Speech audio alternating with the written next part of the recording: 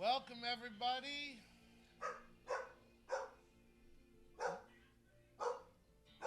That's our dog sound effects.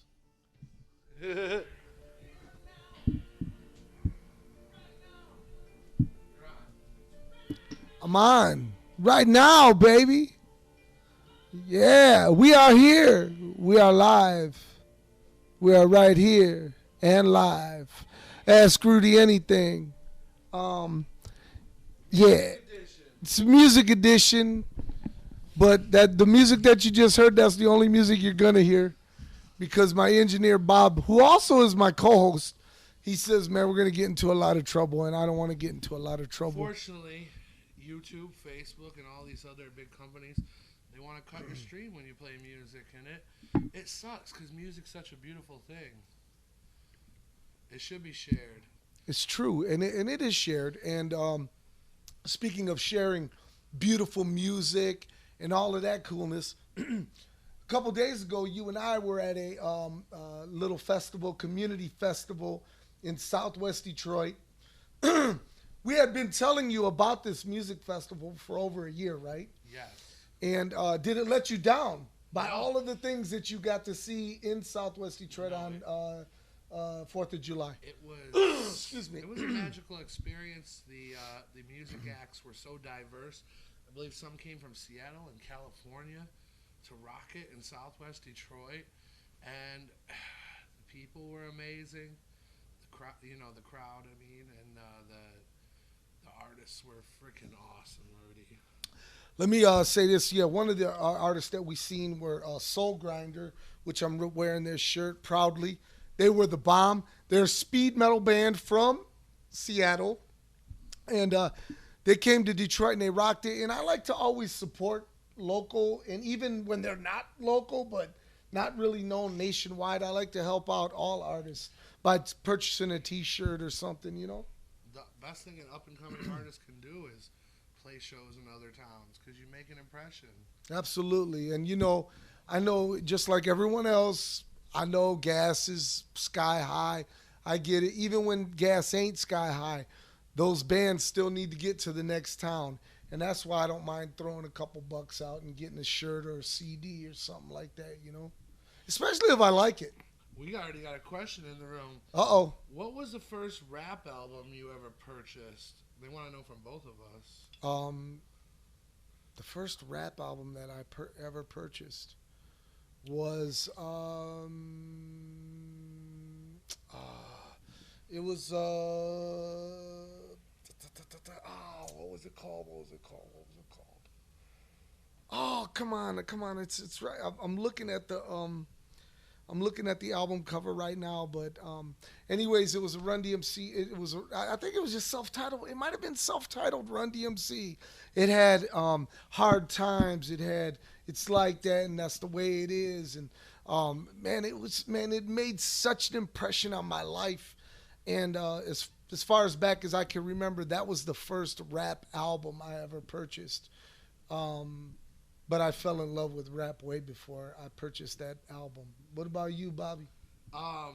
It's the same thing. I got some rap albums that were given to me previous to this, but I was watching MTV when I was younger, and I saw the Gin and Juice music video. The one where does the Home Alone thing at the beginning.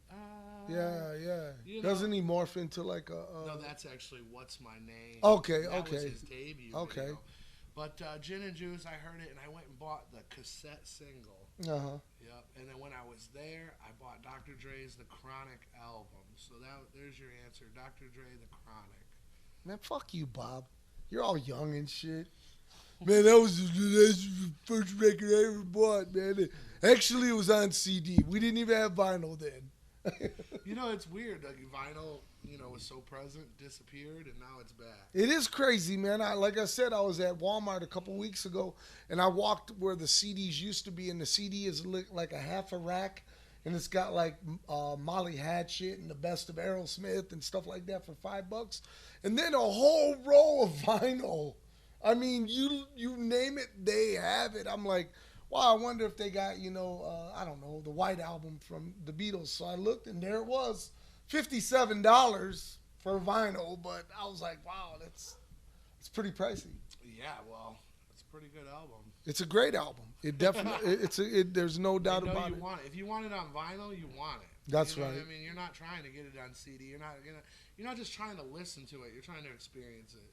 Hey, check this out. If you have any questions, comments, or anything, hit us up right here on the chat, and we'd love to talk to you. But there's a few things that I want to talk about, man, and one of them is we got to experience some music in the last couple weeks. Bob, like we said the other day at 4th of July in Southwest Detroit. But, man, we were also at the Canterbury Village for 2 weekends. Well, one and maybe a half a day in a row. And let's talk about some of the artists that we've seen over there. That was pretty cool, man, for the Taco Fest. Taco Fest was a great variety of music. Let me go turn myself up. He's going to turn himself up, and I'm going to turn you guys out. So check this out. Taco Fest will happen over at Canterbury Village in Lake Orion, Michigan. And I don't know who's on the committee or whatnot, but there were some things that really needed to be changed about it. But let me also state about the positivities that were there that weekend. I mean, some of the great traditional Mexican dancers were there. And, of course, Mondo Kane from Southwest Detroit, which, by the way, Mondo Kane will be playing this Saturday afternoon, July the 9th, on Bagley and St. Anne, right on the corner. Rubo Fest. You got to be there. It's one of the best community festivals in the whole entire world. And they've been doing it for, 30 years plus. And Mondo Kane's going to be there. And there's going to be just so many groups. And so it's just get there. Bring your positivity, because negativity is not allowed in the vicinity of Rubo Fest. It's all about positivity. It's all about family. It's all about enjoying one another. And it's all about tradition. But we also invite everyone to come to this. And by the way, that festival is absolutely 100% free. Bring your own booze. Bring your own food. There's food there to purchase. Whatever you'd like to do, come on through Rubo Fest this Saturday, July 9th at St. Anne and Bagley, right there near the Ambassador Bridge in Southwest Detroit. I had to creep that in there, man. Now, I didn't have to creep it in there, but I do want to go back to the Taco Fest. Well, Rudy, let me ask you this, though, because a lot of our viewers know you from Psychopathic Records or wrestling. Yeah. Who is Mondo Kane? Mondo Kane is, first off, they're my cousins. So I'm kind of biased, but let me tell you something. They're my cool cousins, man. When we were younger, we all wanted to be those cats. They had the long hair, the Chicano look. They had the headband, all above their eyes and shit. And, man, they were all smoking weed and everything. And we were all like, man, those cats are badass. And on top of that, they were great musicians. And are great musicians, not were. And they've been playing for almost 40 years together. And they're legends in Southwest Detroit. And this Saturday they will be back home at Southwest Detroit. And Mondo Kane, you love classic rock, you love that old school lowrider oldies, then you gots to hear Mondo Kane this Saturday at Rubo Fest. Back to Taco Fest, though. The Taco Fest was amazing. We met Shava Gomez, mariachi entertainer, Lasso Tricks sings. He also brings his nephew, who's gonna be a future star. Dude, he's like 7, man. And he's fluent in mariachi. The way he announces everything. The kid is amazing, man. Oh yeah, definitely professional already. I'm trying to manage that kid. I'm gonna get him to the gathering next year. So total Terry Sullivan style. Total Terry Sullivan no sell right there, man. Speaking of Terry Sullivan, shout out to the guys who each and every week bring you big time memories right here on RoX-TV. Make sure you check out Big Time Memories. The past ones, if you haven't seen them, they're amazing. I guarantee you'll fall in love with them if you love old school wrestling, like we know you do. Okay, so I'm going to talk about, finally, Taco Fest was the shit. It was great. Ribfest, on the other hand. Ribfest was a different kind of environment, even though it was at the same place. How do I say this without being a jerk? Fuck Matt over at Canterbury Village. Fuck you, Matt, the owner, or whoever the fuck you are. You found out Saturday, man, that you just don't talk to people like that, man, and think that they're just gonna fucking hang around and watch that shit go like that, man. It ain't gonna happen like that. And I just want to say this, that the management at Canterbury Village were awesome people, man. They were great. But it was the owner or whoever the fuck he is that had such a shitty attitude at this event on last week. And I mean, even to the way that motherfuckers were dressed, he didn't like it. See, for Taco Fest, it was okay for you to wear whatever you wanted to when you were hosting the stage. But then all of a sudden at Rib Fest, you have to wear uniforms. And I was like, man, I ain't putting that shit on. Man, get the fuck out of here, man. Fuck you, man. And I just want to say, man, the rules were just different. You see what I'm saying, right? The rules were different. 2 different festivals, but the same festivals. One was considered a family festival.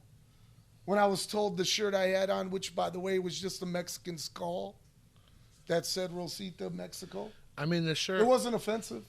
The shirt was just an excuse. In my opinion, there wasn't very many people at Ribfest. So here you got this guy, and now he's bored, and he's going to nitpick, and he wanted to decide to pick on you, which is a big mistake. Sure is, man, because, you know, that's one thing I'm not going to play. You know, like, I've been doing this. I've been involved in the music business too long where it's like, you know what, man, I earn my fucking respect. I've earned it, man. 30 fucking plus years in this shit. I'm not just going to have some fucking schmuck who owns a fucking fake-ass amusement park to talk shit to me. Motherfucker, I've been where you want to go, motherfucker. Remember that. Yeah. Anyways, but let me just say this. The staff there, amazing. Yes. Would you agree? They were wonderful. And all the vendors there were amazing. Man. We do got some shout-outs in the room. Chuck Wagon in the room. Big Chuck. Happy birthday. Happy belated birthday to Big Chuck. Big Chuck Wagon just turned 65 last week. Man. No, he didn't. I'm just playing. But we also got another birthday. A guy named Cult Crew in here. Says, Rude Boy, much love. Yesterday was my birthday. Can I get a shout-out? Cult Crew. Happy birthday, homeboy. Oh, I even gave you a free one. Fuego Flames wants to know. Fuego Flames! Best rappers. Top 5, dead or alive. It doesn't matter. He wants to know your top 5 rappers. Oh, man. This is easy for me. Number one for me is Common. Common will always be number one. I've heard him in some rap battles, man. And he just fucking, like, he's got a diss track against Ice Cube. And he fucking murders Ice Cube. And you're talking about this conscious rapper who's just, you know, you're used to hearing him do these love jams and shit. And he's, you know, this positive shit. But he just murders Ice Cube. My second favorite is fucking Ice Cube. Ironically, I've always loved Cube. He's one of my favorite studio gangsters. And, yeah, that's right. I called it out. Studio gangster. You know, I'm not hating, but let's call a spade a spade. I mean, real talk. My other favorite, and some are going to say this is controversial, and whatever, man. This is just my opinion, is Kanye West, man. Kanye West. I hate his political bullshit, his craziness, but I love his fucking geniusness. And he is the modern day Prince, whether you like it or you don't like it. It's the truth. And I just hope he stops being so crazy, because he's fucking one of the most talented, I mean, one of the most gifted artists that this world has ever seen. And I stand by those fucking words when I say that. My other favorite, that would be my fourth favorite, right? Because I just said 3, right? I did, didn't I? As far as I know. It's the teacher, KRS-One, which, by the way, will be joining us at the Gathering of Dreams, the Gathering of the Juggalos 2022 edition out there in Thornville, Ohio. KRS-One's going to be there. Big Bob, ain't that going to be the shit, yo? Do KRS-One, Sir Mix-a-Lot, freaking Onyx, Steel Panther, fucking Slick Rick, fucking what's my man, Big Nick. Man, you know what? We put out a Fat Nick. We put out a badass commercial yesterday, man. I hope you guys you will get to see it shortly. We'll be playing it for you. And then finally, my final favorite rapper of all time is from Queens, New York, and his name is LL Cool J, man. And, you know, I used to hate on Cool J. I used to hate on him. But, man, I watched that. They do like a mini documentary when they induct you in the Hall of Fame.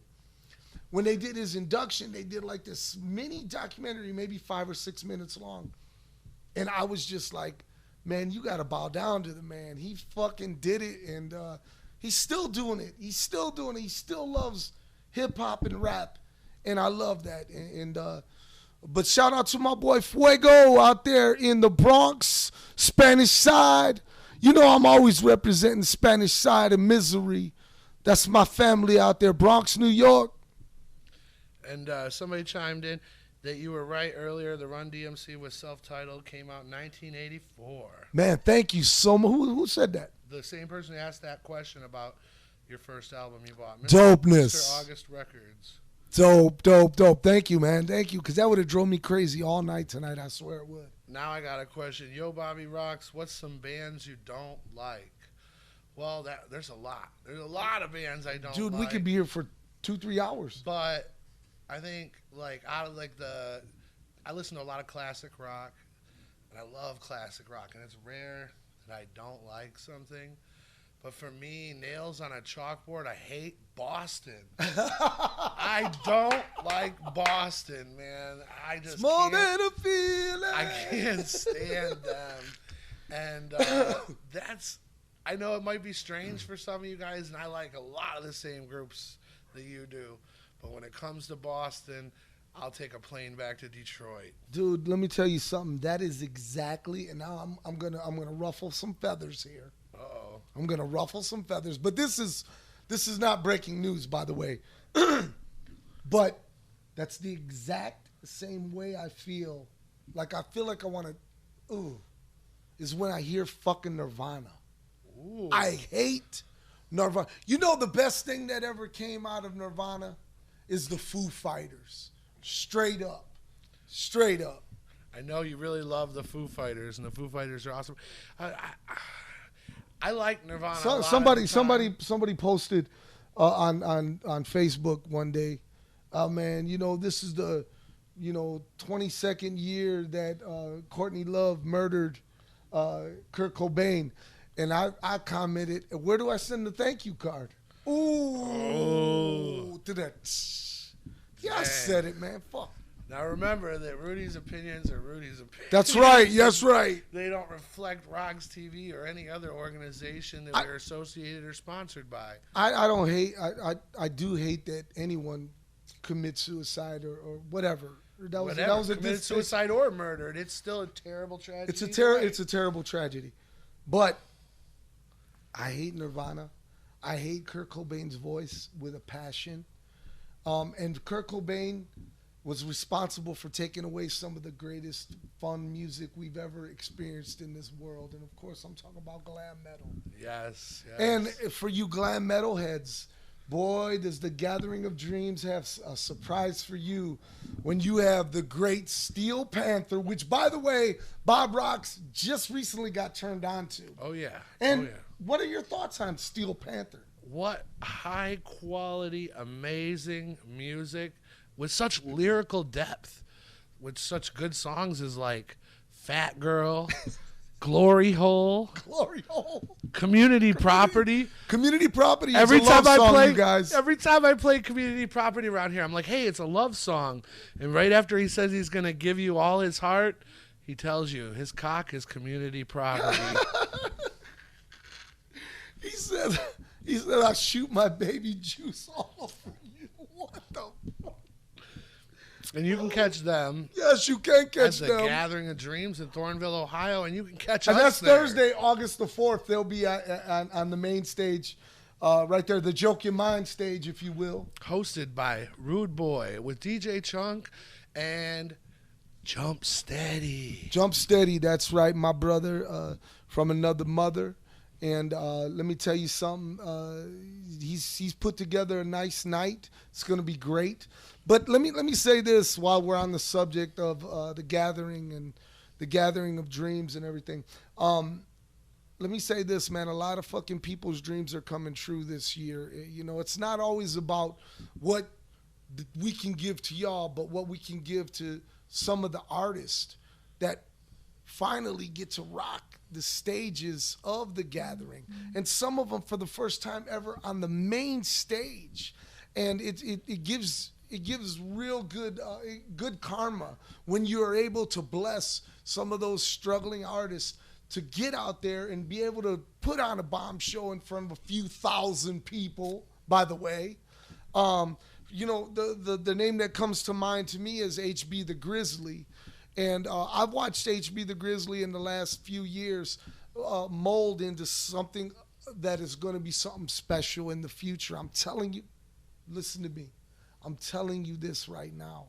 Something special in the future is going to come out of this thing called HB the Grizzly. And let me tell you something, the transformation, I can already foresee it. I can already foresee it, the maturity in the music and everything. Everything I've heard, look, what I'm saying is don't miss her at midnight at the Gathering of Dreams, and that's on Wednesday, August the 3rd at midnight, man. You don't want to miss it. I'm going to be the there. Main stage, just go right over there to second stage, and you are going to, even if you've seen HP the Grizzly before, I suggest you take a second look. Well, it's going to be something special. I'm excited about it. You know, and even guys like Trey Pound, who's been around a whole long time, finally gets to get on the main stage. You know, people work hard for that. You know, Hex. He's played the Gathering a few times, never got that main stage love. Well, guess what? This year he's got it. You know what happened was really what happened. I'm gonna tell you what happened. I'm all ears. Can I tell you what happened? What's happened to several people that has rubbed this shine right here, called RoX-TV. Real talk. Real fucking talk. Hex has played the Gathering once. One time and one time only. On the second stage. We bring Hex to Detroit for Chicano Fest. Our very first ever last year. Me and Carlito and Bob, we are fucking sold on this guy. We're like, man, Hex is the shit. He's the shit. He's the shit. And I fucking prophesized it to him. My hand to God, he'll tell you. I hope he would tell you. While we were in Clark Park in Southwest Detroit, the legendary Clark Park, we're sitting there, we're drinking some 40s. And we're talking, me and Hex. And I said, Hex, by next year, you're going to either be playing Ballers or you're going to be playing The Gathering. Big time. Next thing you know, I swear within, 2 months' time, he hits us up. He's like, man, I'm signing with Ouija Mac. 17. What is Monster 17? Is that what it's called? Chapter 17. Chapter 17. I'm sorry. Chapter 17. I'm doing it, man. I'm doing it. And we're like, yeah, we already know that, man, because we've already spoken into existence. That's the laws of attraction. Just say it, speak it, and fucking believe it, and it's going to happen. And I told him that while we were sitting in Clark Park when he was like, man, there ain't no if, it's when. The shit's going to happen. There is no plan B. Plan B is plan A, what my boy Mongos used to always tell me. And he was right. And Hex believed it. and he fucking did it. Now he's fucking on the main event stage, man. And that doesn't surprise me one bit at all. Because there's a few people who we've rubbed that and had that shine rubbed to. One of them is Mr. Ren Jones, who was featured on AEW the other night, Bob. Hey, were you there? I was there live in attendance. Me, Santana, and Carlito. And me and Carlito were the two drunk hecklers that they kept bleeping out on the TV. I swear, man, you could tell where the audio gets real uncomfortable, you know, because they're trying to, and we're just right behind the announcers just talking mad shit. But it was great to see Ren Jones in that fucking ring. We were one of the promoters that started him first. Nyla Rose, man. Nyla Rose, thank you. She's the one who got us the tickets. And we probably got her in trouble. Sorry, Nyla. But we were just having a good time. Two drunk Chicanos at AEW. We don't know how to act when we get outside. Make sure you guys smash that like button and drop your questions. Yeah, you hear that? We're talking music, but you can still ask Rudy anything. Yeah, we're talking music, but back to Nyla Rose, who's a wrestler. No, but I do want to shout her out, and I just want to say thank you for all the love that you always show. You ain't nothing but the bomb, man. You know what? You know who gave her start here in Michigan? That's right, man. That's right. So it doesn't surprise me when the people that we've rubbed shoulders with are now blowing up. Some of the artists that weren't even talked about, we did interviews with, and now are at the gathering, right? Oh, I believe the number's around 9 or 10 artists at the gathering that we've either interviewed or we've either worked with them on our website or worked with them on our videos. You know, and that's just, you know, I'm not selling myself here. I'm just saying that the good karma, the good feelings, and the good energy that RoX-TV brings, man, it can't do nothing but manifest, and really it's like it attacks you in a good way. Like, you want to be better. I'm serious. I seen HB around a long time, and just little things that I have suggested to her. She didn't look at me and say, man, listen to this fucking old man. He knows what the fuck he's talking about. This ain't fucking Beach Street, motherfucker. No, she was like, she really listened. She opened up her ears and her eyes and kept her mouth shut. And I just explained to her, you know, that you want to be as different and unique when you're on a big stage like the gathering. And I'm proud to say, man, that she's going to be the shit, and she's probably going to be one of those ones that we rub that magic dust on, and, you know, she'll forget about us in a year. Don't forget us. Don't you forget about me. Oh, they're going to cut us off if we sing, right? Because you sound exactly like the track. Don't you forget about me. What the fuck? So, just a little interruption to announce something. As you know, Ask Rudy Anything is on every 2 weeks on Wednesdays. And 2 weeks from today, we're going to have the drinking episode and talk all things alcohol. Oh, my goodness. You know, these guys, they convinced me to do this drinking episode. Not that we don't drink during all of them. I'm just saying there may be some on-screen drinking games happening, so make sure you guys tune in. It's gonna be wild. I'm predicting wildness, and you want to know why I'm predicting wildness? Because I'm drinking also. Wait, in 2 weeks from today, what's the date? Can you tell me real quick? Yeah, the 20th. The 20th. Okay. So 2 weeks after that will be the 3rd, and we will be live from the gathering of the Juggalos, doing this right here for y'all right there. If you can't make it, we're gonna be live, me and Bobby. That's right. Cat's out the bag now. This is breaking news, but we're gonna be live at the Gathering of Dreams. So make sure that you hit the subscribe button and all of that good stuff. Go over to check out our TikTok. Hit that subscribe button. TikTok. RoX-TV TikTok's on the rise. You got a lot of great content over there. Not the same content that you watch on YouTube. So if you've already scrolled through our whole YouTube, head over to our different social medias and be entertained.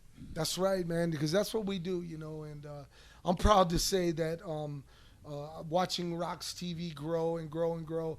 When I was just coming around and you guys were interviewing me, and we were two separate businesses with International Big Time Wrestling and Cruising the Barrio, and all of a sudden we just combined, morphed into this giant thing that I'm so proud of. Who would have thought those years? Well, a couple of years ago, it's only been. It goes fast. It's actually been over 3 years. 3 years. Okay, 3 years.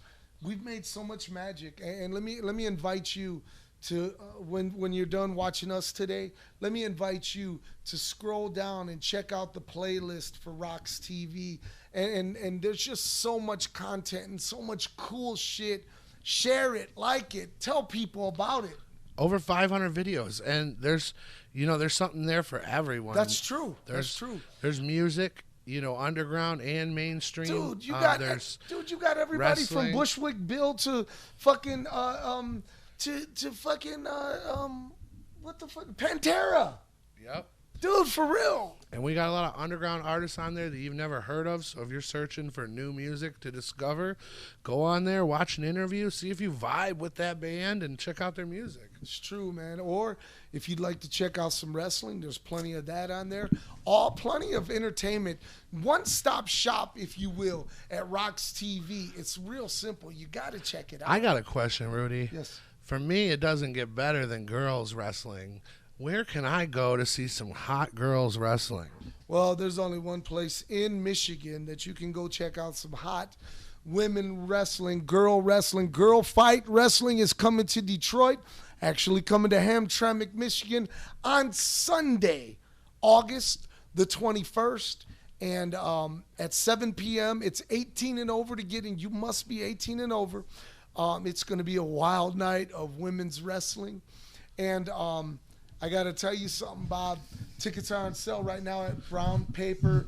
Girlfight.brownpapertickets.com. It's so easy to find. And all you have to do, girlfight.brownpapertickets.com. They're $15. But here's the thing. You want to get your tickets ahead of time. It's going to sell out. Trixie's is not the biggest place. What you're going to see is an intimate performance or entertainment. It's going to be up close and in your face. There's going to be some hot chicks fighting, man. What else do you need? Hot chicks fighting. Get your tickets now. Yes. So The Gathering. The Gathering. We spent all day yesterday making a special promo of day 2. We did. Your day.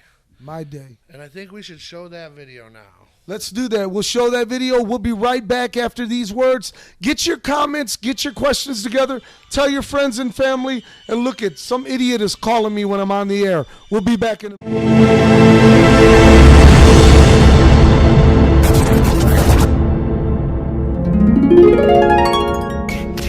What up, everybody? This your homeboy Rudy, holding it down with you at the Gathering of Dreams with my homeboys DJ Chunk and, of course, the Dream Maker himself, Jump Steady. The Gathering of Dreams will take place August 3rd through the 6th at Legend Valley in Thornville, Ohio. The biggest Juggalo reunion in the world. Don't forget to tell the Juggalo in your life, it's time for the Gathering of the Dreams. Here's a sneak peek of Jump Steady's Dream August 4th, Steel Panther.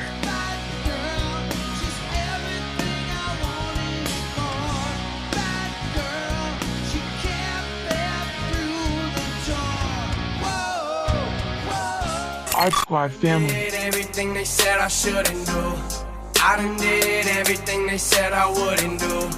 I done did everything they said I couldn't do. And with God as my witness, I made it through. Cybertronic Spree. Yeah, it was like lightning. Everybody was frightening. And the music was soothing. And they all started grooving. Yeah.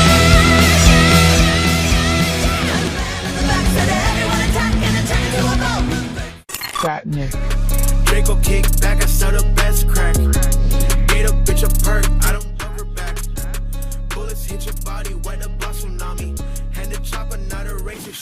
everybody.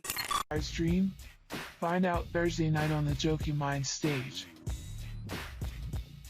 Also a very special set by the Insane Clown Posse performing tracks never done before. Wicked clown, dripping, drips fall down, splashing off me. I'm drip, the wicked clown, dripping clown, dripping, wicked clown. Be there and make your Juggalo dreams come true. Hey, we're back. I hope you guys enjoyed that brief sneak peek, if you will. Promo, sneak peek. Yeah. We got another one coming. Yeah? For sure. We do, man. Because we got another host on the team. That's right. DJ Carlito. His name is DJ Carlito. And he's hosting which night? Man, he's hosting Violent J's Dream Night, which is going to be amazing. It's going to be, God, you know it's going to be off the hook. I'm excited about that. Man, I'm excited to get back to the gathering and see all the friends and family that I only get to see once a year, especially my family out there in Philadelphia, the Scrub Crew family. I love you guys. I'm looking forward to hanging out with you guys. I'm looking forward to hanging out with Vampiro. You know, he's my boy. Me and him, we haven't seen eye to eye in years, and we weren't the best of friends, man, but I'll tell you what, we've respected one another, and I got to tell you something, man. He's just said some really kind things about me publicly, and I'd like to acknowledge that. That was really nice of him, man. I'm thankful for it. I really am, you know. What are you going through over there, Bob? Man, Bob is tripping, man. Here's the thing. He's running the studio, and he's hosting, and he's this guy, he's a jack of all trades. Right now, I don't know why he's grabbed a plunger, but he's walking towards the toilet. I don't know what he's doing. Okay. You better put on your rain boots, Rudy. You see?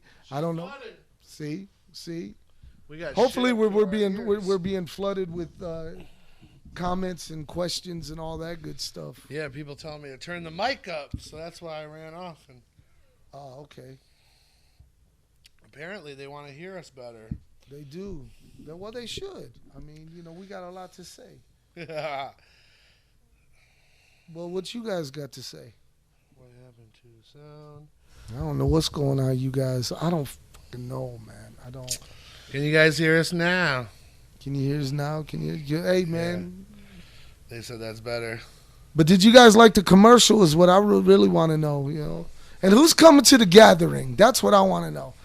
If you're coming to the gathering, I'm going to tell you guys, I'm going to break.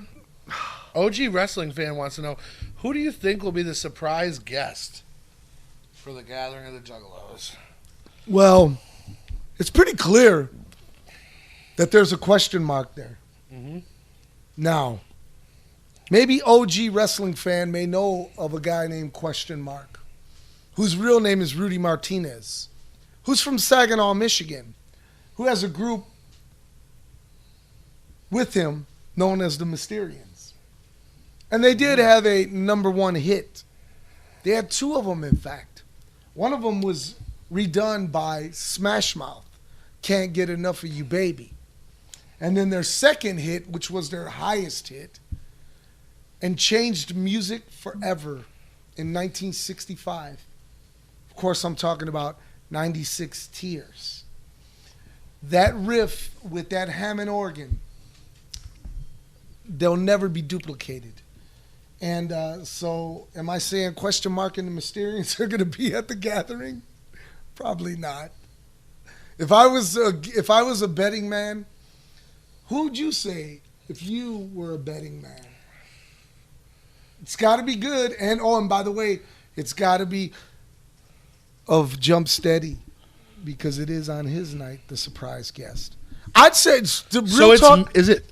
No, that was Alex at like Midnight Oil. Never mind. Oh, he loved Midnight Oil. Oh my God, he loved Midnight Oil. He loved Midnight Oil, and he loved what was that guy's name? Morrissey. He loved Morrissey. Who the hell likes Morrissey, man? Oh, Alex Abyss loves he loved, but I'm saying he probably still loves Morrissey. And let me tell you something, it's weird. Like Morrissey, he has this weird kind of vibe to him, you know? And he is so fucking huge in Mexico. Like, Weird. the gangbangers love Morrissey.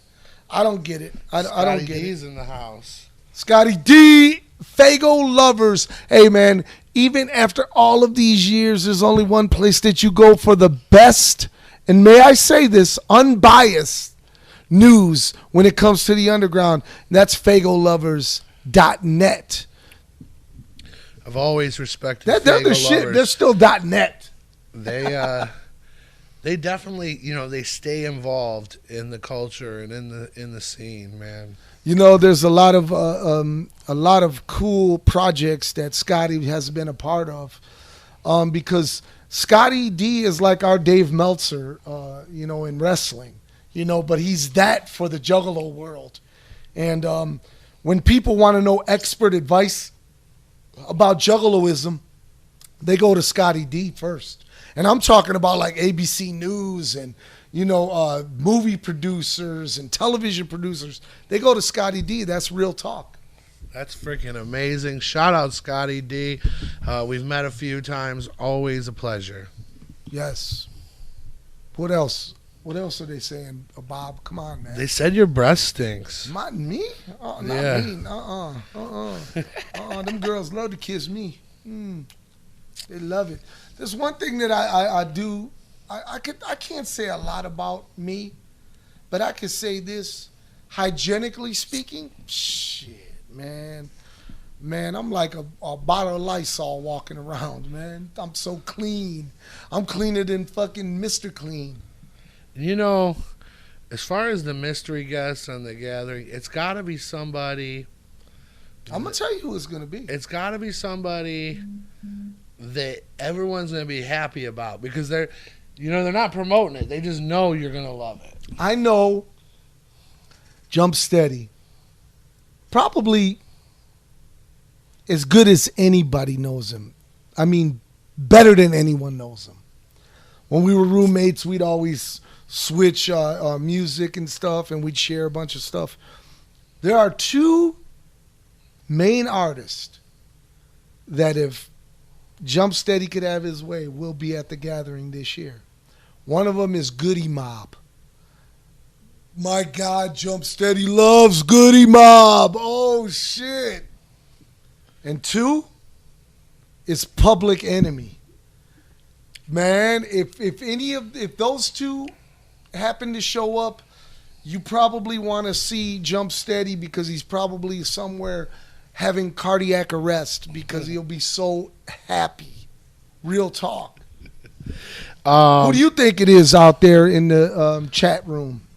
Yeah, exactly. It's not just about what we think. Who do you think the mystery guest is? Who did you want to see perform at the gathering that didn't get announced? Misery.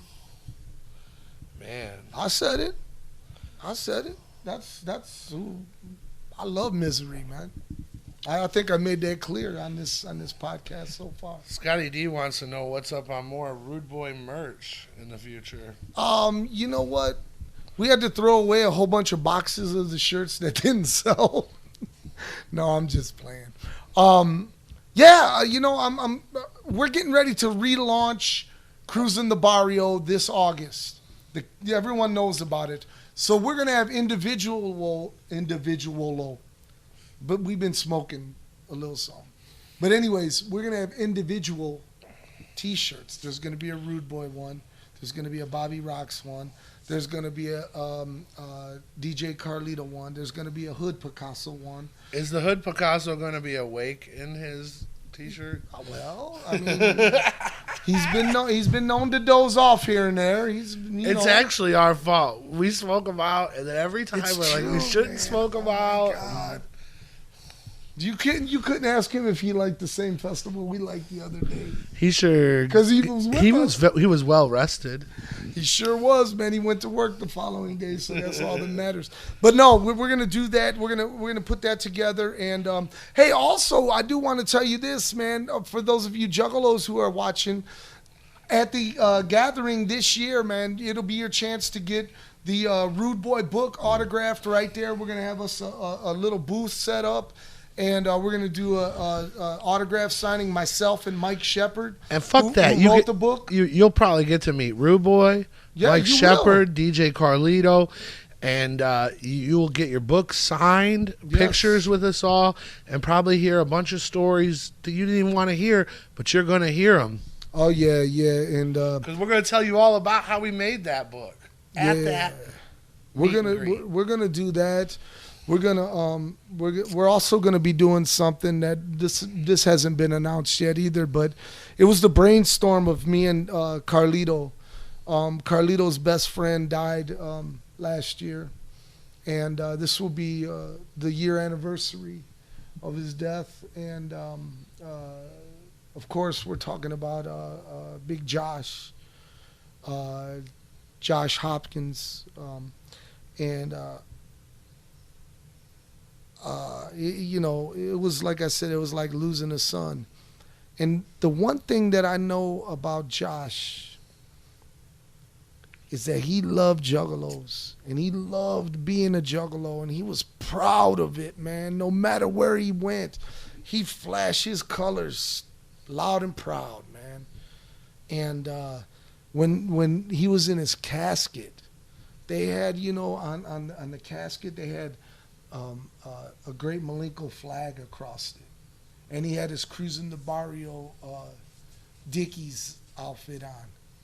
And he loved being a juggalo. So Carlito and I came up with this idea that we're going to let you guys know when, but we're going to do a balloon launch, not only just for Josh, but for all of the juggalos who we've lost in the past few years or whatnot, or juggalos that we lost 20 years ago, man. We still want to honor them, and we want to do a nice little balloon launch and just let them know that they're not forgotten, man. Someone still remembers you. Someone still thinks about you, no matter when you're gone, and I think it's going to be a really nice thing when we do that. So we're going to be doing some side events that are not really official to the gathering, but they're definitely official to us. Amen. Amen. Scotty wants to know, outside of wrestling, what events or performances are you looking forward to the most? The performance that I'm looking forward to the most, to be honest with you, is Egyptian Lover.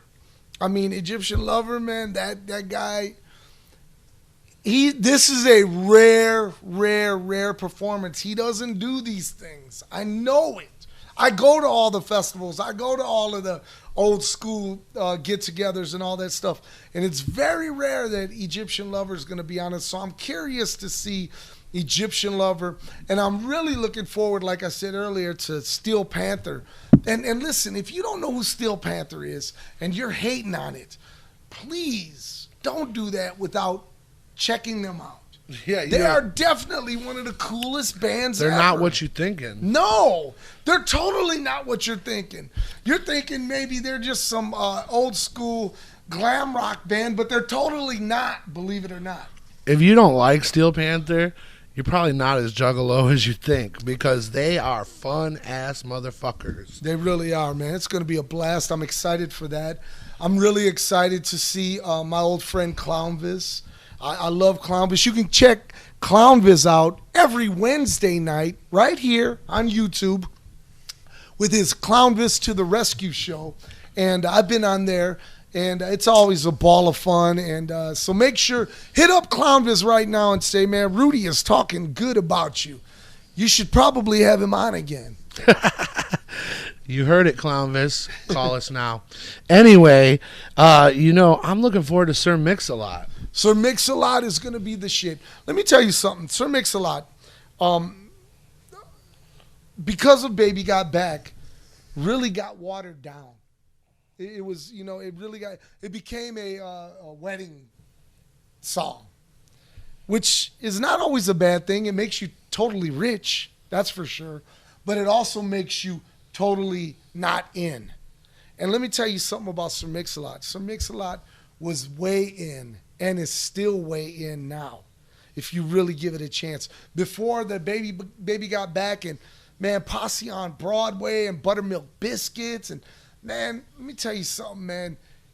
Sir Mix-a-Lot is the real deal, and I'm looking forward to Sir Mix-a-Lot, as I am the great Slick Rick, man. Slick Rick's gonna be there, man. See, for the hip hop fans, this is a great lineup. You're Yes. getting a lot of great, classic, influential people. KRS-One we mentioned, Sir Mix-a-Lot, Slick Rick. And then you're getting all that new school flavor. You're getting Pooya and Fat Nick and Hex and Ouija Mac. So you get the best of the old school, new school, and ICP right in between. And let me tell you something, man. If that isn't enough, man, another artist that I'm looking forward to see, because every time I see him, and by the way, let me say this, I toured with the man for 5 years, and every time I've seen him lately, it's been something fresh, it's been something new, it's been exciting, it's been hard, it's been raw, it's been rough, and it's been Esham. And I'm so looking forward to seeing the legend once again back at the Gathering, man. It's going to be great, man. It's going to be great. Jeez, What are they saying, Esham. man? What are they saying? They want to see more Bob Rox. No, I seen a lot of people and Steel Panther at the Genesee County Fair. They sing good tunes. Fuck yeah, they do. Yeah, man, yeah. I love their lyrics, man. Mr. August Records says Large Professor and Group Home. I've never heard of either of those acts. I've heard of Group Home. Yeah, I'm down with Group Home, man. I think they're the shit, I've for some reason I've seen Large Professor's name somewhere, but hey, but that doesn't mean that they're not good just because we haven't heard of them. Because you ain't never heard of Soul Grinder, but they're the shit. There's man. so much. I'm co-signing on Soul Grinder. Hashtag them motherfuckers and tell them, man, Rude Boy's talking about you. There's no way to know it all. There's just so much good music out there. You just got to walk through life with an open mind. It's true. It's true. Me and Carlito, we've been getting down with, there's this Mexican artist, and you have had the pleasure of seeing this man in Saginaw, and we're talking about Michael Salgado. And Michael Salgado is a legend in Tejano Mexican music. Now he's crossing over into country and western. He's trying to be the modern day Freddie Fender for all you old schoolers out there. And let me tell you something, he's doing it. He's really good. He has a song called Honky Tonks and Cantinas, and it's by Michael Salgado. If you like country music, check it out, man. I really think you'll like it. It's on me and Carlito's playlist, hard as hell, man. It's really good stuff, man. And again, we got to see him perform it like 5 encores in a row. So, we all know your favorite artist is Prince. Yes. But who are some of your runners-up when it comes to solo artists? Oh, man. Who's for that from? Me. Oh, from me, you. Okay. Well, runners up, man. It's very, very close for me because I love David Bowie. I think David Bowie was an innovator. I think he was a master at his. He was just so different. And without no David Bowie, there is no Kiss, there is no ICP, there is no Slipknot. Yeah, I mean, he pushed those boundaries, and he was controversial at a time where it wasn't accepted very well to be controversial. it's true. The third other person that I think is awesome, and I just realized how much I really loved him when when it's, bro, it's one of the great voices of all time is, man, Frank Sinatra, man. Like, I got a $1 CD from a bin, like at one of these yard sales. And I was like, you know what, let me pop it in and take it home and kick back, smoke down a little bit. Bro, man, the dude, he just had something about him, man. Something about him which is magical, man. And he had the world by the balls back then, believe it or not. And then there was another voice, man, that stands out for me. Again, this is a personal thing, is Steve Perry of Journey, man. That dude, man, but whether you love him or hate him, You know his songs, you know his lyrics, and you know that motherfucker can hit that high note on Don't Stop Believing like you ain't never heard before. And then finally, one of the all-time favorite Voices. Voices for me, man, which, yes, I got to tell you, man, it may freak some people out, man, but it's by an R&B singer, and his name is John B. And I recently went and seen John B at the Motor City Casino Soundboard, thanks to my boy Dave Shank. Keep shanking your prayers, you guys. John B, man, I forgot how good he was, man. And I was I got a resurgence of him, and then I started buying some of his records that people never heard of. And I'm like, man, this guy is really fucking good. I've never listened to him. I've heard of him, of course. But I've never taken the time to give him a chance. Man, I'll be honest. I'm going to tell you what, man. You get your favorite girl here, dim the lights, tell your girl Alexa to play you some smooth John B. I'm going to tell you what, man. You might get a kiss. Damn. You just might. Hey, Chris. Or them panties might fall down. Chris Cowan in the room says Stevie Ray Vaughan, MJ, and Queen. Those are his choices. Stevie Ray Vaughan, MJ, and Queen. I'm down with everybody except. Well, no, you know what? When it comes down to voices, man, Michael Jackson did have a great voice. He did. He had a weird lifestyle and so what's your favorite MJ song? My favorite? Oh man, it's not a Michael Jackson song. It's actually, well, I do love a few Michael Jackson songs, and one of those is Off the Wall. That to me blows Thriller and all that shit out, man. It's like funky and it's the shit, and I love it. But when it comes to his voice on any songs, man, there's this one. It's called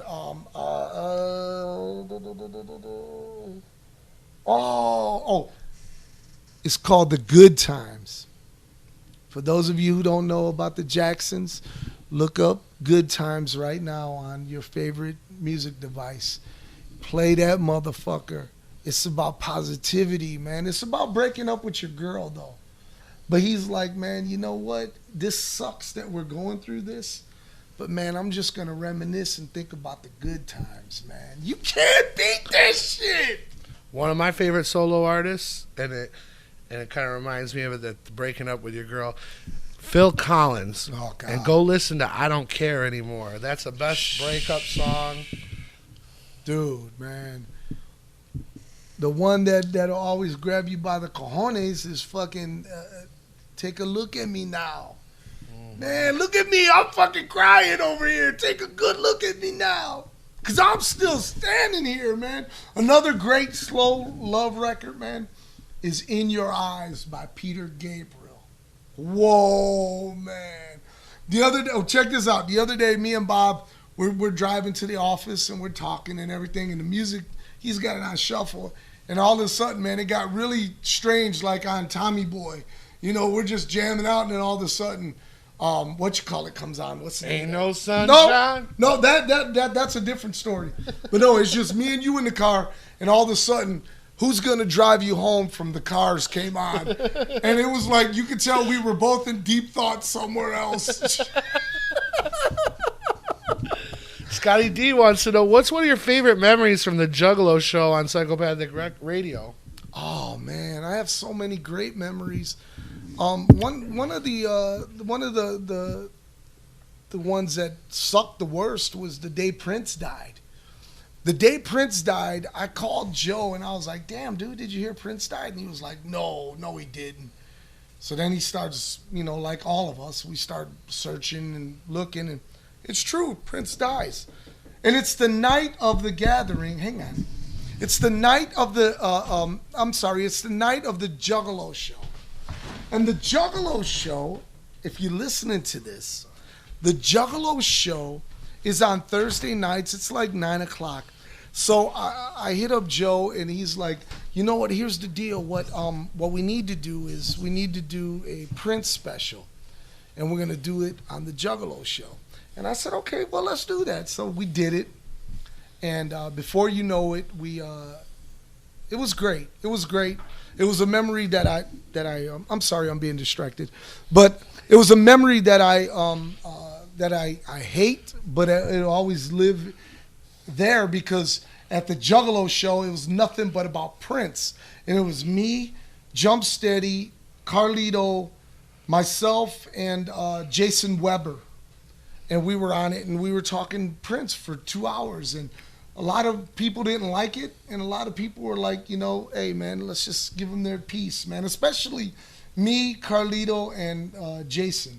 Because, Jason Weber, man, he's an author who just put a book out about Prince that I told him, man, you should really do. And so I'm taking credit for that.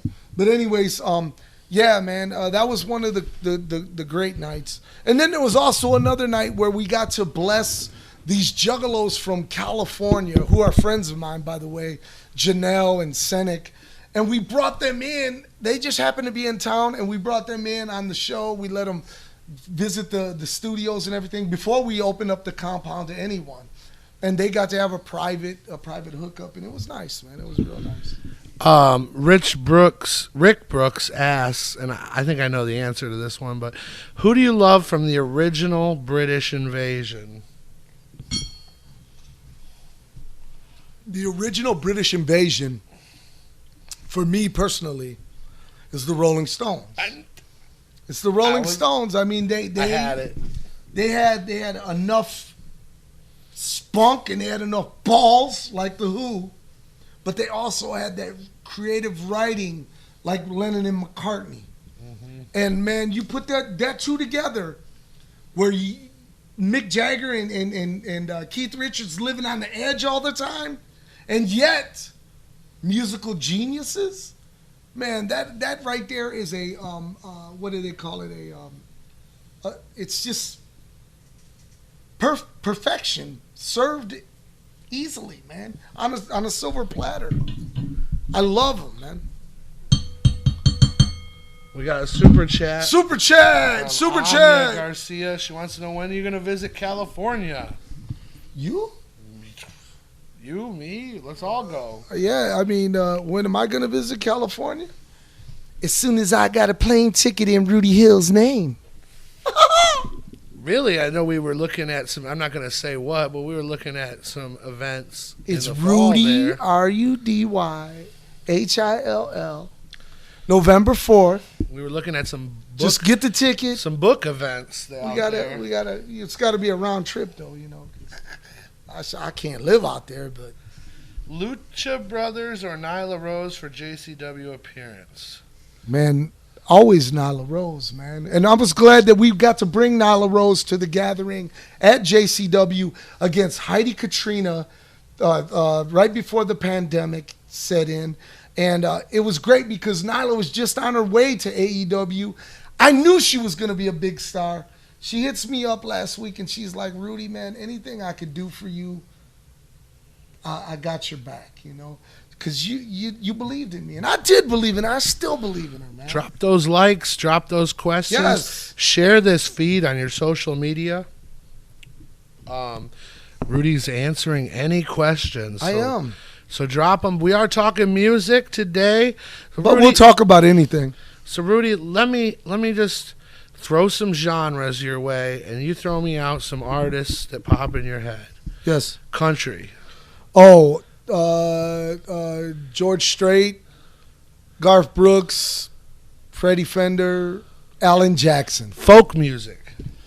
Bob Dylan, Peter Paul and Mary, and Warren Zevant. Classic rock.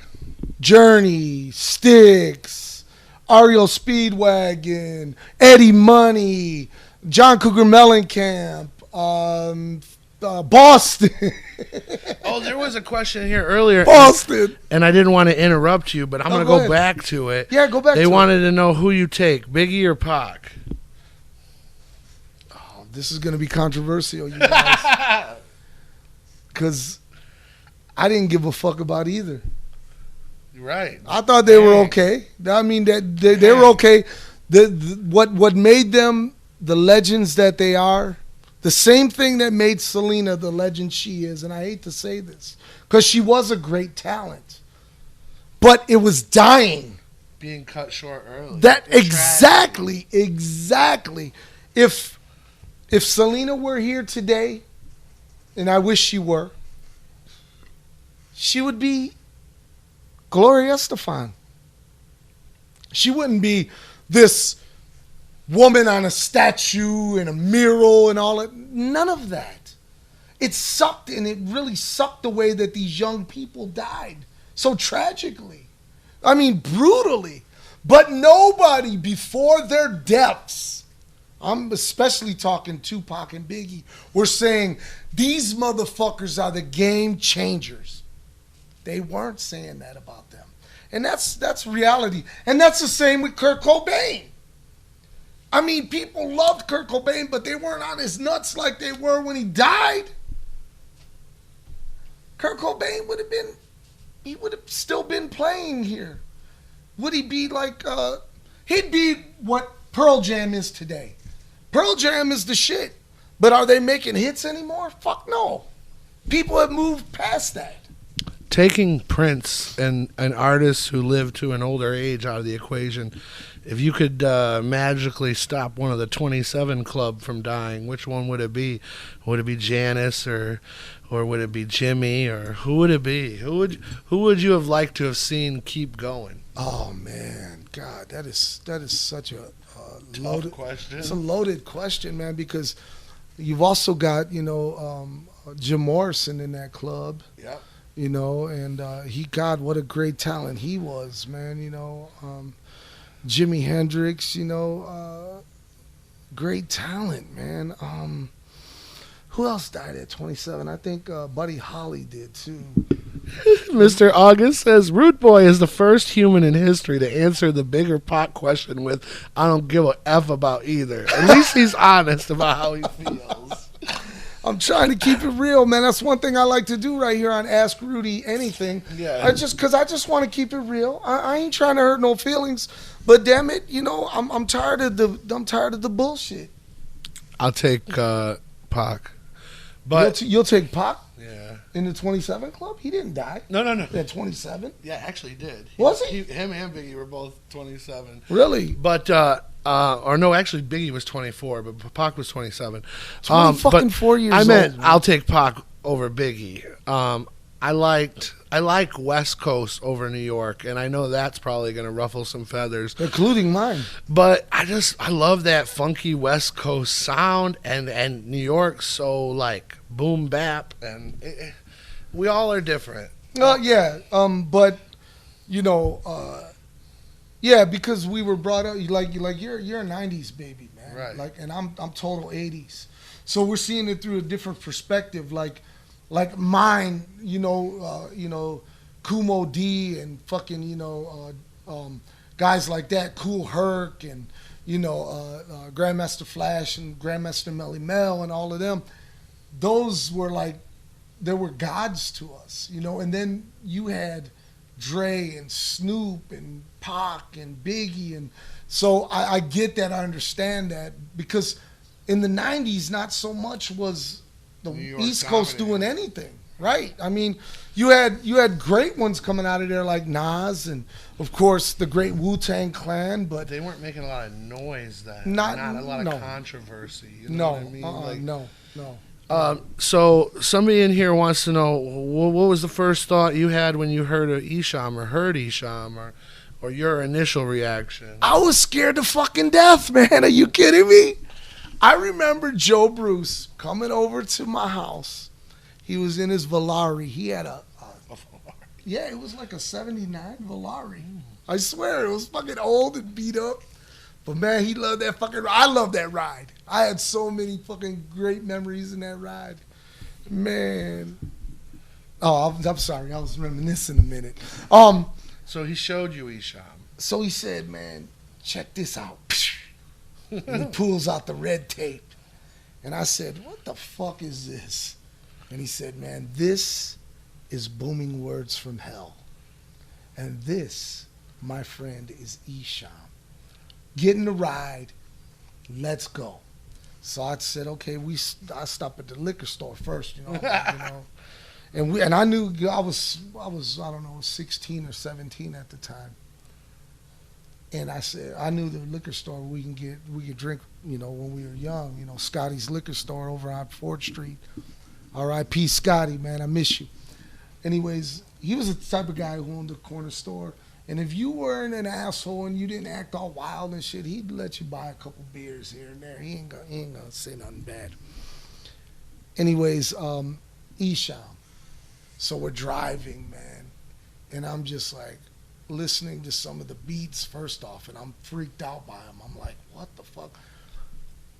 I've always been a spiritual person. I've always been someone who is, I've always, you know, I don't truly follow one faith, but I do believe that, you know, that there's a heaven and a hell, and I do believe that there's a God and there's a devil, and I do believe that, you know, you go into hell if you fuck up, you know, and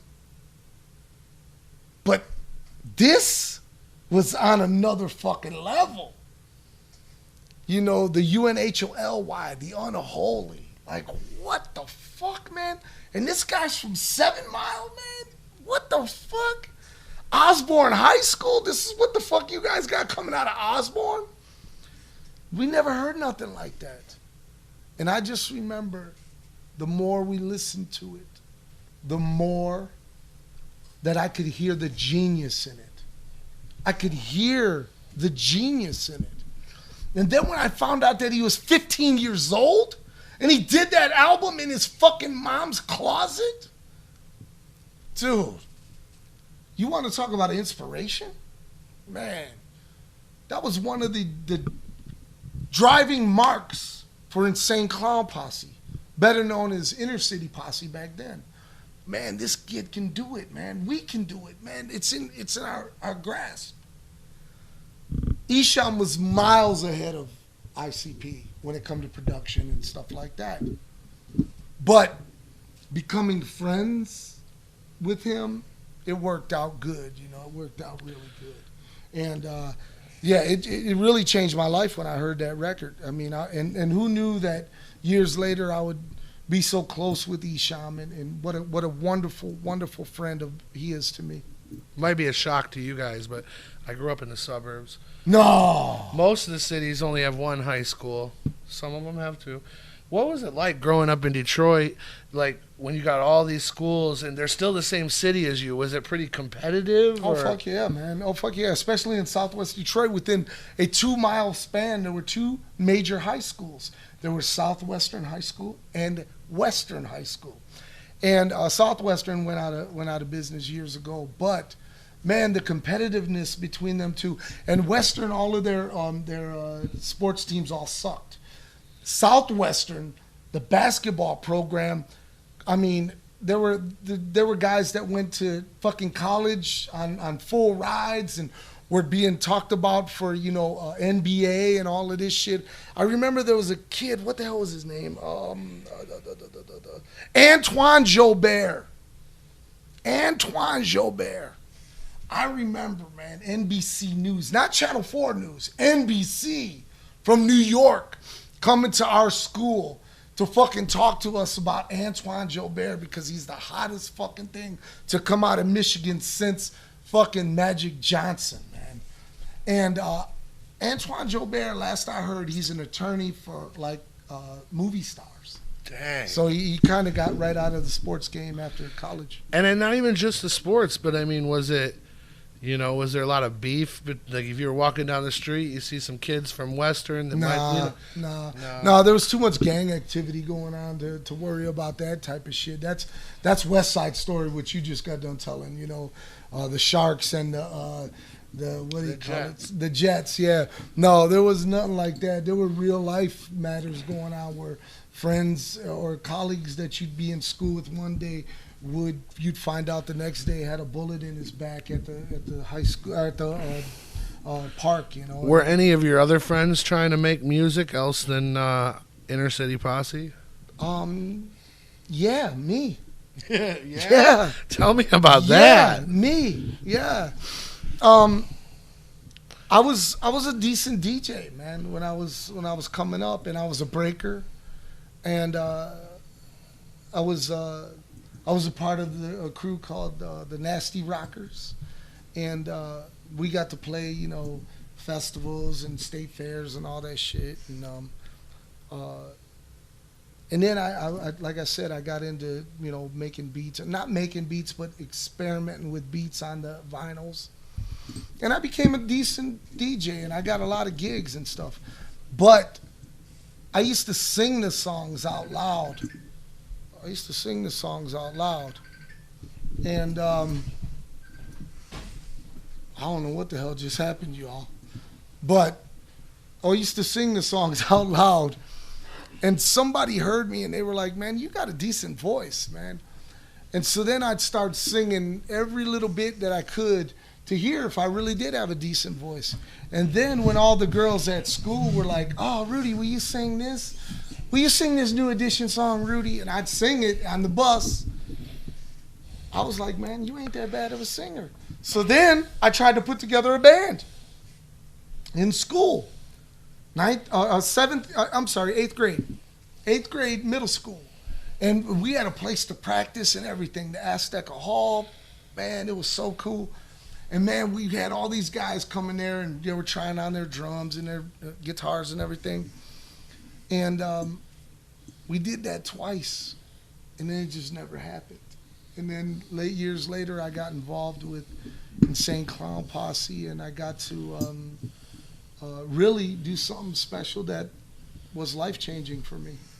Got a chance to wrestle, and you were like, fuck music. Yeah, that's who, you know, but I had dreams of everything, you know, and even this podcast is a dream of mine too, you know. I mean, when we do Cruise in the Barrio, it was a dream. It was nothing that, you know, any dreams that I've ever had, I've obtained, and I've made them that it was obtainable. Like, I wasn't like, hey, man, I want to fucking be the president of the United States. Well, I know that ain't going to happen, especially from my sketchy-ass background. It ain't going to happen. But, I mean, if I say, you know what, I want to be a DJ on the radio. Well, then go fucking be a DJ on the radio. I want to be the best sous chef there is in the world. Go do it. What the fuck are you waiting for? What are you waiting for? A fucking invitation? That's not coming. That's not coming. You got to go get what the fuck you want. Rick Brooks says he was 7 years old when he saw the Beatles on Ed Sullivan, and will forever be his greatest band. Well, you definitely witnessed history, but I'd have much rather saw the Doors on Ed Sullivan. Yeah, ain't that when they were come asked, on, baby, light my fire? Yeah, they were asked not to say, girl, we can't get much higher. Yeah. And instead of just not saying it, he said it, and he made sure. Oh, he was in the camera, man. Yeah. Girl, we couldn't get much higher. God, you sound just like that. Yeah, and they did that.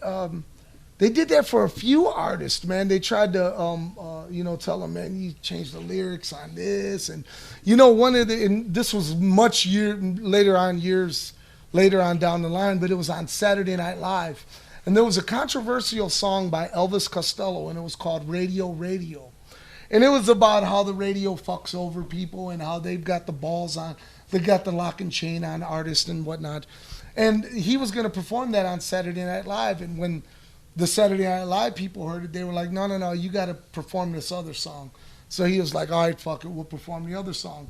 And in the middle of performing that song, you can watch it on YouTube, he just stops. He's like, stop.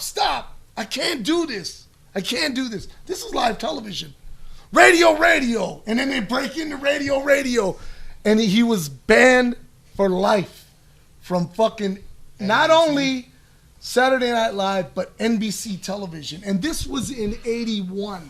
Good for him. Yes. Fuck them and telling everybody. Shout out to Elvis Costello. Colton Grundy wants to know, other than Corporal Robinson being a thief, what was your personal beef with him, Rudy?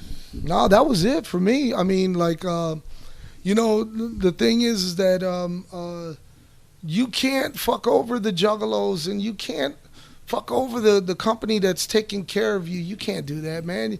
You can't. And then what you did was sold tickets to the gathering that you never even had possession of. And it was crazy because at the gathering, these kids were coming up to the box office like, Corporal Robinson, we paid them $100 each, you know, and they're like, we don't fucking know what you're talking about.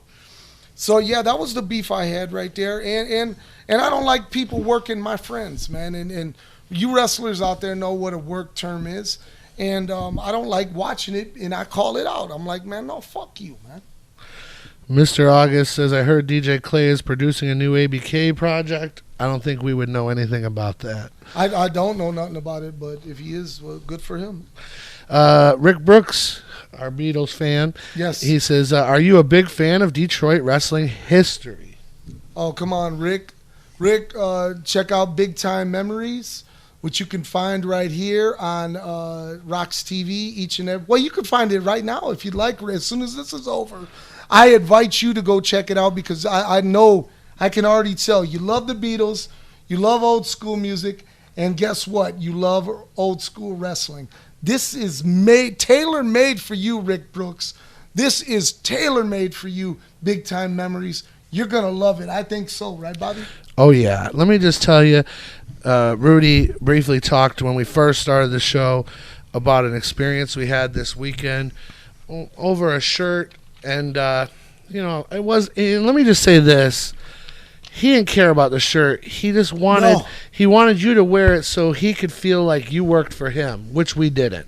Right. And it was just some sort of power trip in the guy's head. But the point is, when they asked Rudy to change shirts, and he took his shirt off, and one of the managers there saw his tattoo of the Sheik, like jaws dropped. I don't know. It was just crazy. They were like, is that the Sheik? Like, so Rudy's favorite wrestler, Detroit history would have to be the Sheik, Most right? definitely. I love the Sheik. He was, he changed my life, man. You know, when I got to ring announce for him and then got to go do some trips down to Indiana with him and Sweet Daddy Malcolm Monroe and the late Sweet Daddy Malcolm Monroe, the late BUF&G, the Bug.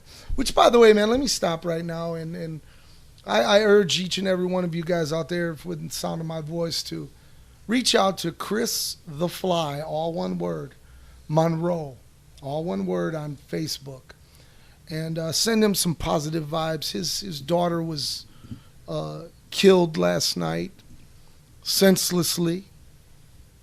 I don't know what this world is coming to. Here's a young lady who had so much life ahead of her and senselessly taken out by bullshit. And I just wish that you guys would send Chris the Fly Monroe just some love, man, because think about this, man. You're not supposed to bury your children. You're not supposed to bury your children. No, that's a terrible tragedy. Back to Rusty Brooks. No, Rick Brooks. Ben Lusion says, just want to say, I'm sorry. Rachel and I love you, Rudy, and can't wait to see you at the gathering. Colton, Who?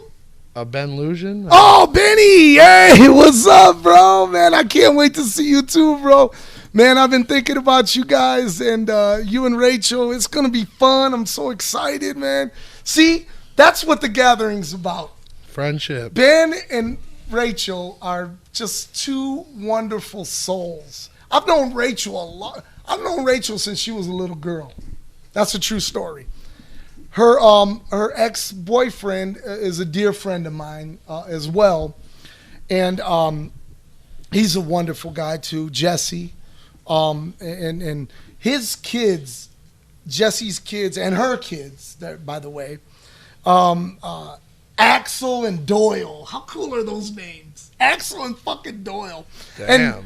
And what we did through our family back in the old days, back years ago, we would tell the kids, listen, all of your Christmas gifts, we're going to let you go out and buy them.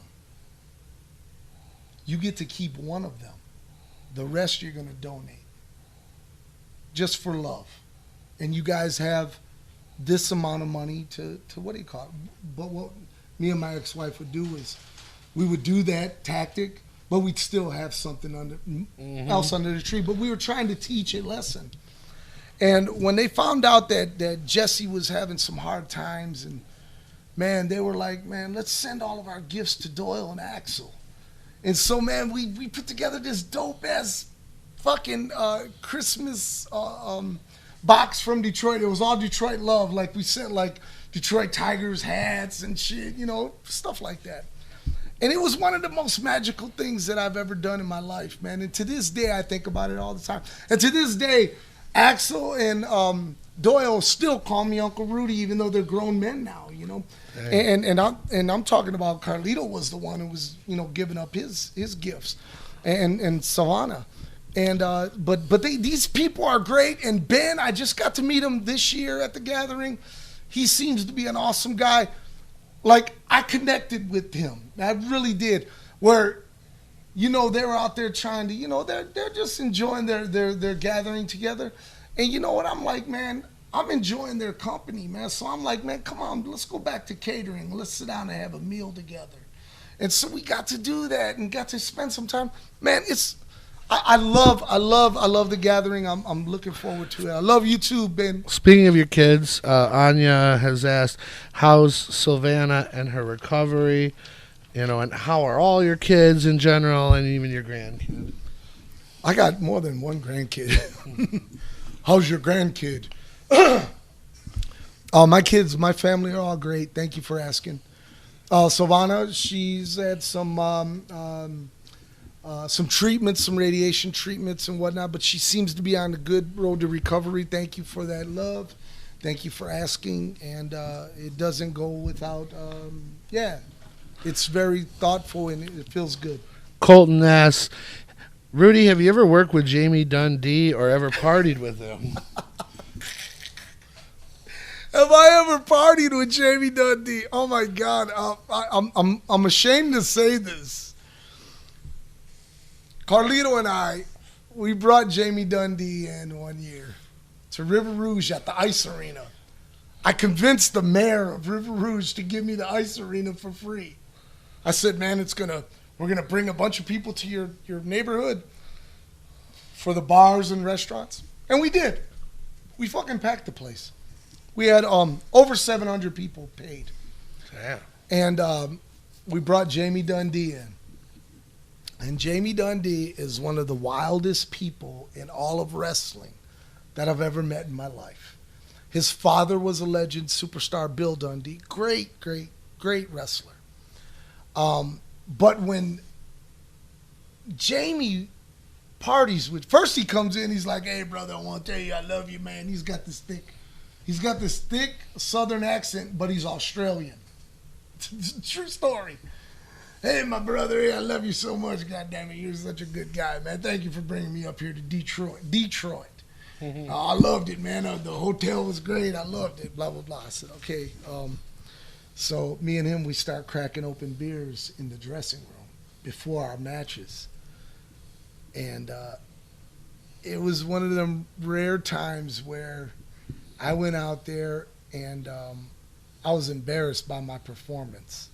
I was quite embarrassed by it. And I was embarrassed more for my partner, Chris Carter, because we tag teamed and I was blue back. And we wrestled Alcatraz and, who the hell was it? Alcatraz, I think, and Pondo. And it was fans bring the weapons. Oh, man. So there were weapons everywhere, and it was bad. It was bad. But after the matches, we continued our fucking shenanigans. Then we went out afterwards, and I didn't put it in the book, so I'm not putting it out here. Rick Brooks did say I've been a fan of Big Time Memories for a while now. Oh, good, man. That's good. Keep following, man. Keep following. Tell your friends and family about it. And, yeah, man, you know, that's something really special we got here at RoX. And Colton's dropped a question, you know, one of those questions that gives the show its name. Ask Rudy anything. So yeah. Hold on tight. Rudy, is it true that Marcus Bagwell put a hit on you in Tennessee because you slept with his wife?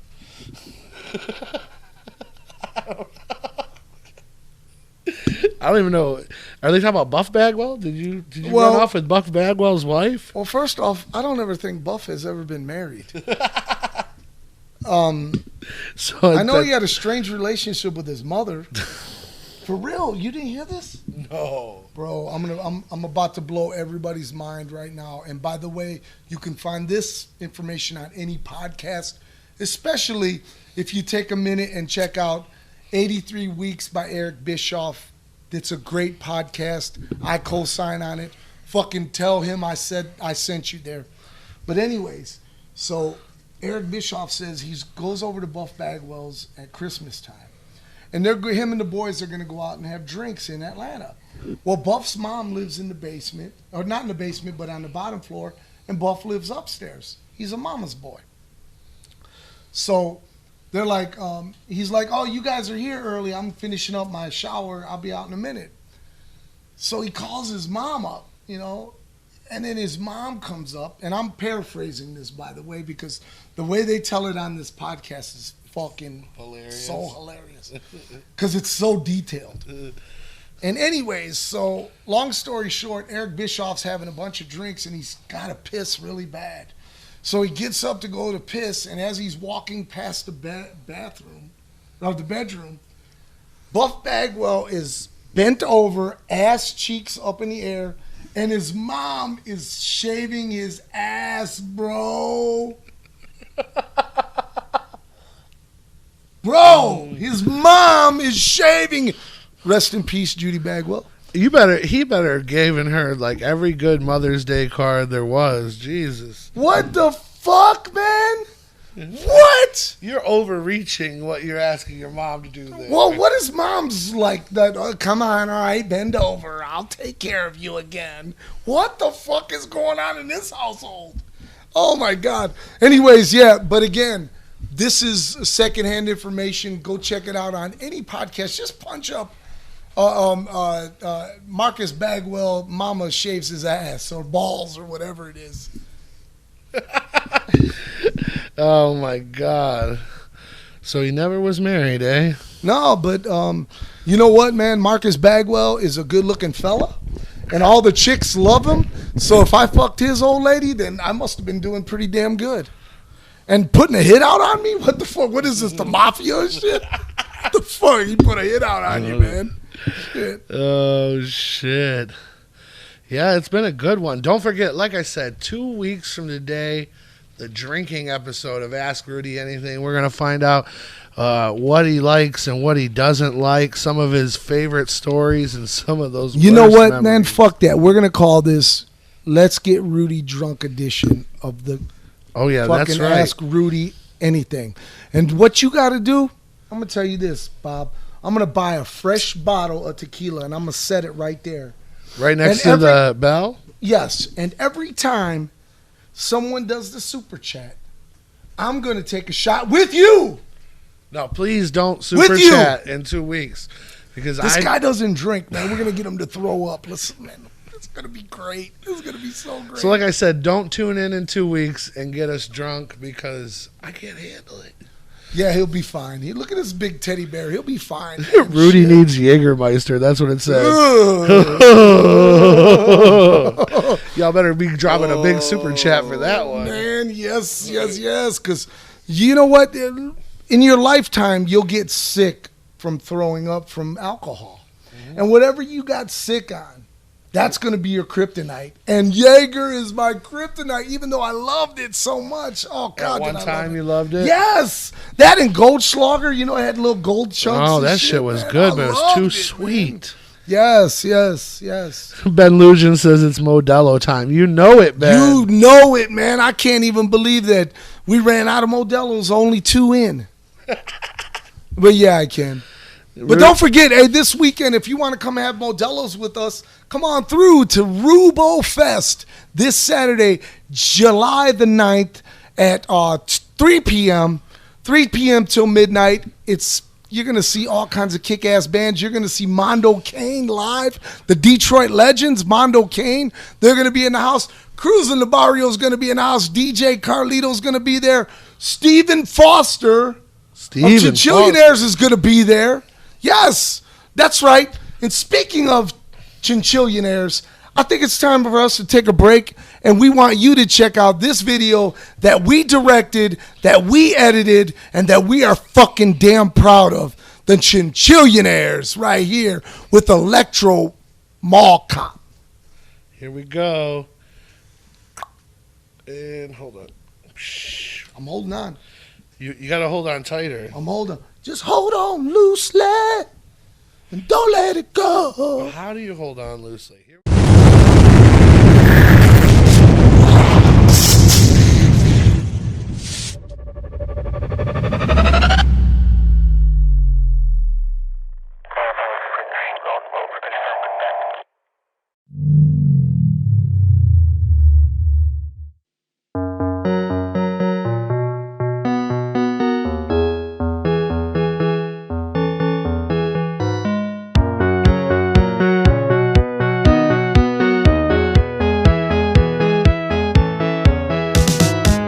If you could see 1,000 miles, would it be all you know? If you were standing on the world, would it make it so? There's really no way to tell which way to go. Eat this mushroom, close your eyes.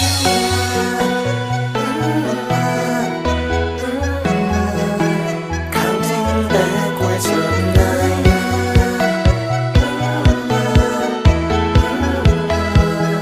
Holding hands across time. Upon a dark and stormy sea, calling out to a friend. And now across a galaxy, looking down at the end. If you were offering your help, how would I even know? There's really no way to tell. In a wormhole, now I think we're getting somewhere. Geometry, all ebbs and flows. The lemon tree, see how it grows. And now we're walking through the mall, 1987. My name is Luca, my name is Luca. We went to get some ice cream and sit alone, alone. God, I hope we're going nowhere.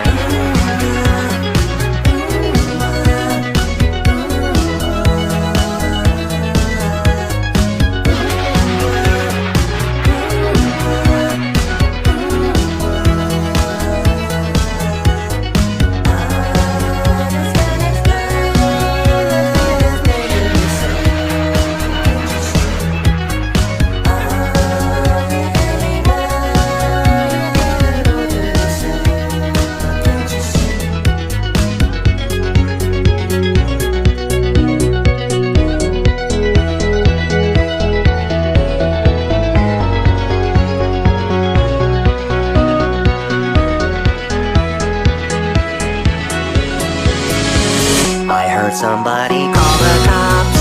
Now we're on the run. They ordered us to hit the ground, staring down our guns. You'll never take us all alive. Better let us go. There was a smile on his face when he said no, no. Pull the trigger, made the headlines. I heard somebody call the cops. Now we're on the run. They ordered us to hit the ground, staring down their guns. You'll never take us all alive. Better let us go. There was a smile on his face when he said no.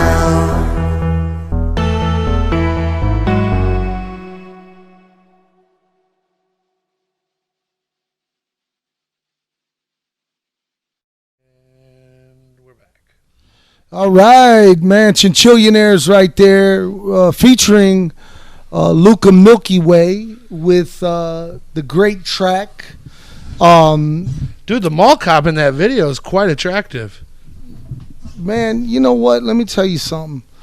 Bob, RoX, my co-host right here, he has been getting offers from so many people since this video of wanting to do different projects with him. And so if there's something that you'd like to, if you need him to appear in a video, he'll put the mustache back on. I'll put any costume on for the right price. Dude, did you hear that? Ooh. So, all right. So, anybody got some last minute questions, comments, or concerns in the chat room? I want you to tell me Uh-oh. you got 3 main acts for your festival. Okay. Who are they? Dead or alive? Alive, because, this is like one of those hypothetical questions. It's got to be possible. What's my budget? Unlimited. I want 3 acts. Oh, man, 3 acts, man. Well, I mean, that goes, I mean, jeez. It's hard because you got to go with alive, and your favorites are unfortunately gone. Right. Well, I mean, I could go with, with the great Santana, which, by the way, last night, Carlos Santana passes out live on stage at Detroit's Pine Knob. We're just continuing to send prayers and well wishes to Carlos Santana. 74 years old, has severe dehydration and heat exhaustion. Come on, man. He's no spring chicken. And so there was cause for concern. And by him passing out, that was obviously it, And for those of you guys that were supposed to see him tonight, I apologize. They did postpone the show. Yes. So Yes. if you have tickets for him in the near future, just keep looking at the news. But we can't lose any more legends. Right. So I would get that man a bottle of water. What the fuck? I mean, shit, right? But I would say definitely Santana would be up there. The Foo Fighters would be. Think about that. The Foo Fighters with Santana on the same show with fucking George Clinton and P-Funk All-Stars. Yeah, because that's my 3. So remember when you wait, how about you? No, you stumped me. Your turn.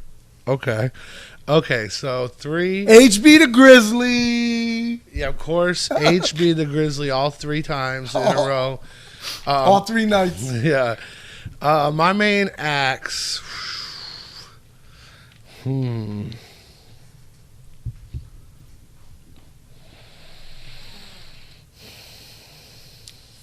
This ain't no sleeping contest, man. No, man, it's so hard. See, I'm going to tell you something about me. I love more than I hate. So when I have to choose favorites, it's a weakness of mine. Yeah. I'll constantly be like, this is my favorite song. This is my favorite album. This is my favorite movie. Because in my heart it is. At that moment. Right. But is it the absolute favorite? And a lot of my acts, though alive, are just so old. I don't know if they'd be great. I'd love to see the Stones. Yeah. But I don't know how much. I would love to have seen the Stones. I'll tell you what, Joe Bruce went last year and seen them in Chicago at Veterans Stadium. 85,000 people, by the way. And he brought me back a T-shirt, sweet T-shirt. And he was like, man, there was so much fucking electricity on that stage, Rudy. Man, they fucking turned it out. And I was like, oh, man, I want to see them when they come now, I don't know about spending $85 for a T-shirt. Poor Phil Collins. He's too old, but... And can't hear. I would have loved to have seen him.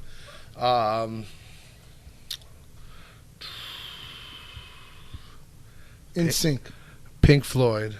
Pink Floyd, yeah. Bring them back together. Tell David Gilmour and Roger Waters to get over Ain't that crazy, man? David Gilmour is coming I think in October. And then in November, Roger Waters is coming to the same fucking building, man. Jeez, man. Wow. Talk about working people for their cash, man. They got a double benefit going on. And then they're going to come back in the reunion tour. Bob Rox looks like Tortelvis. What the hell's Tortelvis? Tortelvis. Tell us more about Tortelvis. Dred Zeppelin. Dred Zeppelin. Okay, Dred Zeppelin. All right, those were that was like a punk rock band, if I'm not mistaken. And someone in here, Juggalos Against Trump, said Foo Fighters are dope. Love them. Fuck yeah, and fuck Trump. And Anya Garcia said, cruising the barrio on RoX-TV soon. Yes. Yes, coming in August. in August, in a few short weeks, we're going to be fired back up. We're going to be in our new studio. We're going to be so excited, and we've got some big bombshells that are going to be happening. Stay tuned. Don't go nowhere. Exactly. It's more than just cruising the barrio. We're bringing everything that we've ever done to the next level. Yes. And if you don't get on board with RoX-TV, you're gonna get run over. That's what I always say. It's so true, man. It's so damn true, man. We've got a lot coming up. What are they saying, Bobby? Final comments and stuff. Let's Drop your final comments, everybody. It's time. I read you the last couple. So, have you ever worked with Louis Spicoli? I have worked with Louis Spicoli, and we worked. Oh, geez, where was it? It was in Baltimore, Maryland. It was me and ICP. We did a 6-man. I forget. Oh, we wrestled Big Flame, Neil, and Bob. Boy, that you couldn't do that gimmick these days, man. We'd be canceled right away. But Big Flame, Neil, and Bob, and Louis Spicoli was on the show, and we did some spot together. But I'll tell you what, Louis Spicoli was an awesome fucking guy, man, and another guy who gone way too soon, man. Way too fucking soon, man. I know what the people want to know, Rudy. They always want to know what you hate. So tell What us. I hate? So tell us about some of live concerts you've seen that you just thought were horrible. That maybe you were even surprised. You weren't expecting to like it, and you. Well, I got to tell you this, man. I seen Marilyn Manson with Smashing Pumpkins a couple years back. Carlito was on the road at the time with Shaggy 2 Dope. And I kept calling him, and I was like, man, you're not going to believe how fucking great this Smashing Pumpkins are. So he was like, really, really? He was like, man, when they come around again, we got to go. I said, yeah. So fortunately, we have a nice hookup for Smashing Pumpkins tickets. Billy Corgan hooks us up through, of course, Madman Pondo. I can't leave that out. But so we go. I'm all excited. They're playing a small room in Detroit, the Fillmore, which is a small room for the Smashing Pumpkins. We get in there. We're 5 rows from the stage. We're in these dope-ass seats. Billy Corgan comes out with a keyboard player and a drummer. And I'm like, oh, this is a weird, because they had the whole monster set and everything. And he's doing the songs, and it's an acoustic show. And you don't want to hear fucking "The World is a Vampire." You don't want to hear that shit on a fucking folk song, man. Me and Carlito, we got, no lie, we got a half hour into the set. We looked at each other. We were like, you want to get the fuck out of here? And he was like, yeah, let's get the fuck out of here. So that right there was definitely one of the worst shows I've ever witnessed.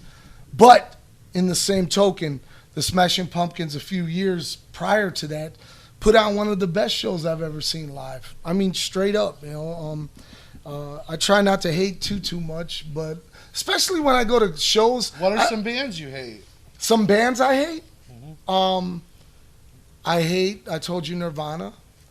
I hate, God, how does it go blank when you're on the witness stand? I hate Nirvana. I hate Slipknot. I hate fucking Slipknot. I hate them. And I hate that they're so fucking successful. I hate it. I hate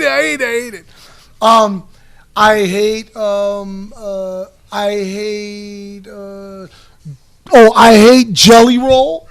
I hate fucking, what's that other guy? What the fuck is his name? What's that? With Jelly Roll? No, he's in the same fucking hillbilly rap genre. Oh, Yellow Wolf. Yellow Wolf, man. Yes, another card-carrying, Confederate flag-carrying motherfucker, man. I've seen that motherfucker at shows, and he's had that fucking Confederate flag around his neck, and I was like, man, I just yanked that bitch right off. And then as far as Jelly Roll, man, well, when you cross your path with my homeboy, Mosh Pit Mike, well, then fuck you, fat boy. Yeah, and I got my boys back. But That's I right. do like some of his songs. He does. I do. He does. But He does. but Didn't you? But I'm not that's mad at how you. it is in life. I can say Jelly Roll's a dope musician, but if you cross my boy, you're on the fucking shit list. Yeah, it's true. And then when he got his panties all in a bunch, when Over the Esham called gathering? him out. Oh. No, when he was like, well, I officially gave up alcohol. he said, I officially gave up alcohol. Esham was like, your fat ass should officially give up food. On the real, though, if you go back to RoX-TV, go to RoX-TV on the YouTube you're watching right now and look up Jelly Roll interview, and you'll see this small guy. And, I mean, he was big before that, but he lost weight. He lost like 100 pounds, and he put on more than that now. If you look at his like current videos, he's a big boy. Well, now he's rich, man, so he can afford all that, you know. And you know You what? can't afford to die. And I'm not hating on that.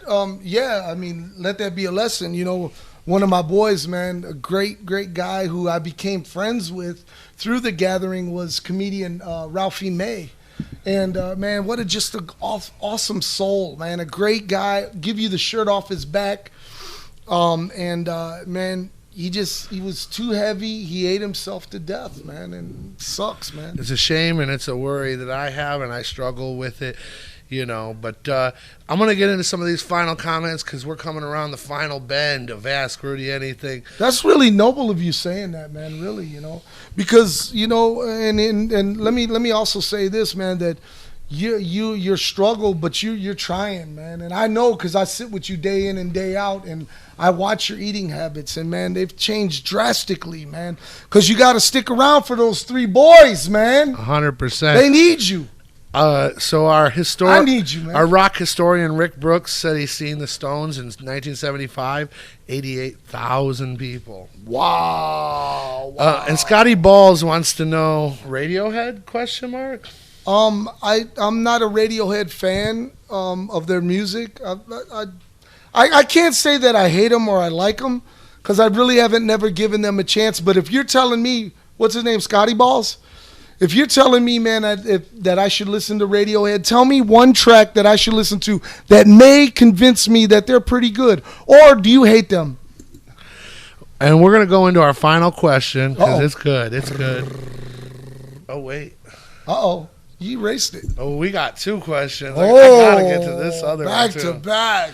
But first off, I'm going to skip your question, Tony, and come back to it in a second. Colton wants to know, Rudy, can you please... Oh, no, it's not a question.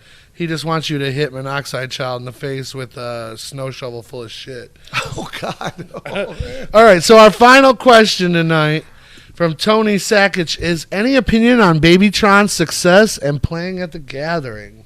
Let me say this about Babytron's success. I think it's awesome.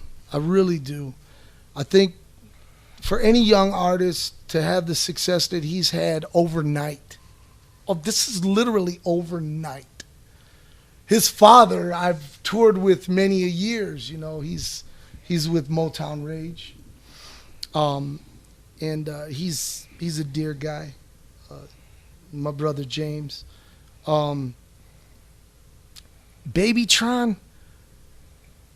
is something special this year at the gathering. It really fucking is.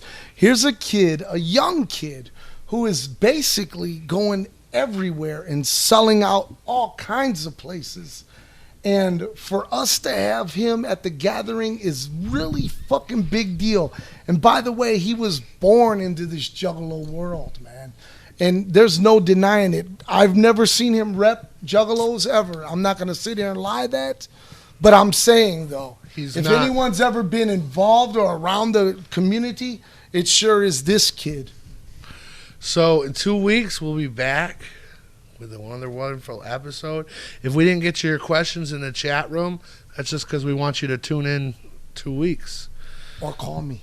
Or call him with the questions. You got to figure out his number. The clues are actually written in the book, which you can buy on Amazon. You can pick up the book right now on Amazon.com, or you could just come and see us, get it signed right there at the gathering. We'll take pictures with you. We'll tell stories about it. But also, before we go any further, I do want to remind you about Chicano Fest 2, which is happening on Sunday, August the 28th, at the great and I mean great Michigan squeeze station, beautiful people there, good times, family friendly, 420 friendly. We're having a block party in that piece, and we have so much talent. I'm so excited about it, man. It's going to be awesome. You want to talk about a diverse mixture of talent? We've got everything from hip-hop to mariachi to fucking freestyle all the way to fucking death metal fucking punk rock. It's going down at Chicano Fest on Sunday, August 28th.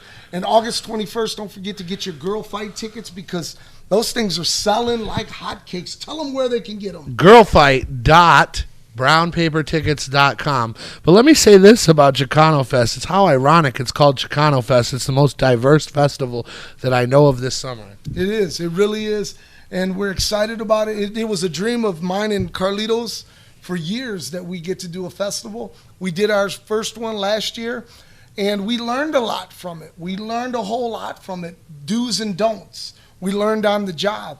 And I like to think this year that we've booked a nice, solid foundation of music on top of great artists, on top of, we've got the Kids Zone with the clown, the Mexican clown, who's going to be there. Payoso Loco, he's going to be there taking pictures with the kids. Legendary clown. Also, there's going to be food trucks. There's going to be taco trucks. Man, some of the taco trucks that we ate from up in Lake Orion. I am just telling you, sometimes you get food and it's dry. This is the most like moist, like satisfying, flavorful tacos that I'd ever had. And luckily, it could have been because they were free because you guys kept buying them for me. I couldn't believe it. I was so spoiled. You're there. our brother, man. I was spoiled, though, with the tacos. When it came to food, though, I might have to, be selfish. Well, that's how it goes. I mean, hey, you know what? If you'd like to be a vendor at Chicano Fest, it's real simple.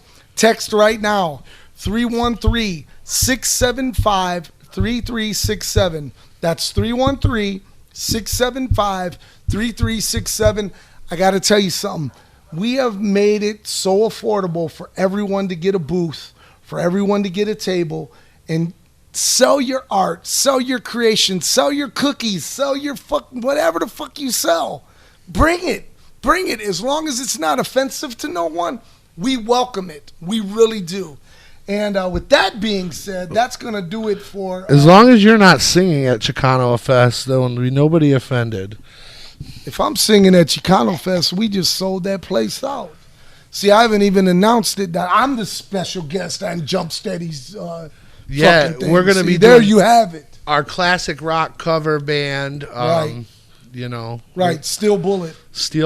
We're going to come out and sing some of our favorites. Oh, here I am. On the road again.